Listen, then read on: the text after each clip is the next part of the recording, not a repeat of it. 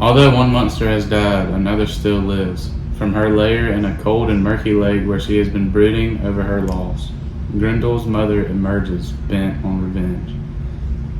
Grendel's mother. So she reached Herod, where the Danes slept as though already dead. Her visit ended their good fortune, reversed the bright vein of their luck.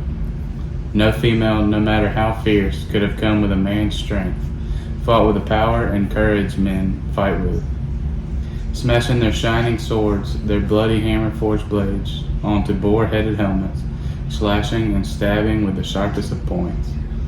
The soldier raised their shields and drew those gleaming swords, swung them above the piled-up benches, leaving their mail shirts and their helmets where they'd lain, with the terror look hold of them. To save her life, she moved still faster, took a single victim, and fled from the hall, running to the moors, discovered, but her succor assured. Sheltered in her dripping claws, she'd taken Hrothgar's closest friend, the man he most loved of all men on earth. She killed a glorious soldier, cut a noble life short. No Geat could have stopped her. Beowulf and his band had been given better beds. Sleep has come to them in different hall. Then all Herod burst into shouts. She had carried off Grendel's claw. Sorrow had returned to Denmark. They traded death, Danes and monsters, and no one had won. Both had lost. Devastated by the loss of his friend, Hrothgar sends for Beowulf and recounts what Grendel's mother has done. The Hrothgar describes the dark lake where Grendel's mother has dwelt with her son. They live in secret places, windy cliffs, wolf dens where water pours from the rocks, then runs underground, where mist steam like black clouds, and the groves of trees growing out over their lake are all covered with frozen spray and wind-down snake-like roots that reach as far as the water and help keep it dark.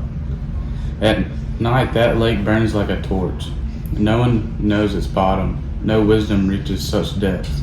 A deer hunted through the woods by packs of hounds. A stag with great horns, driven through the forest from faraway places, prefers to die on those shores, refuses to save its life in that water. It isn't far, nor is it a pleasant spot. When the wind stirs and storms, waves splash toward the sky as dark as the air, as black as the rain that the heavens weep. Our only help, again, lies with you. Grendel's mother is hidden her terrible home in a place you've not seen. Seek it if you dare. Save us once more, and again, twisted gold, heaped up ancient treasure will reward you for the battle you win.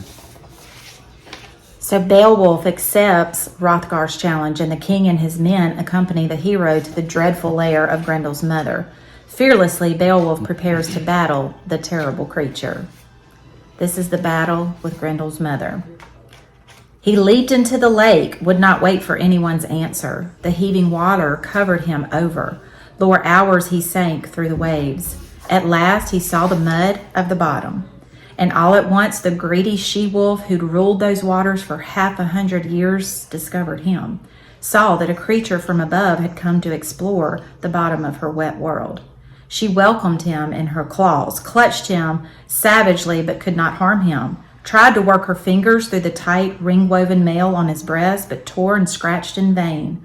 Then she carried him, armor and sword and all, to her home. He struggled to free his weapon and failed. The fight brought other monsters swimming to see her catch, a host of sea beasts who beat at his mail shirt, stabbing with tusks and teeth as they followed along. Then he realized suddenly that she brought him into someone's battle hall, and there's the water heats could not hurt him, nor anything in the lake attack him through the building's high arching roof. A brilliant light burned all around him, the lake itself like a fiery flame.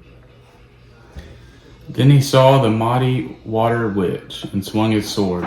His ring-marked blade straight at her head.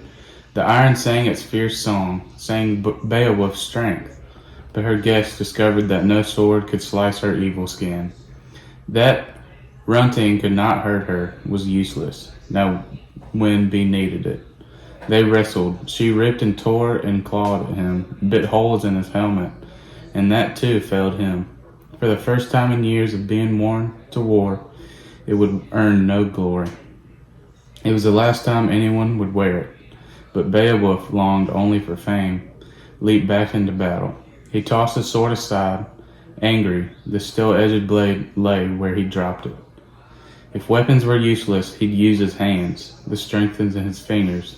So fame comes to men who mean to win it and care about nothing else. He raised his arms and seized her by the shoulder. Angle doubled his strength. He threw her to the floor, and she fell.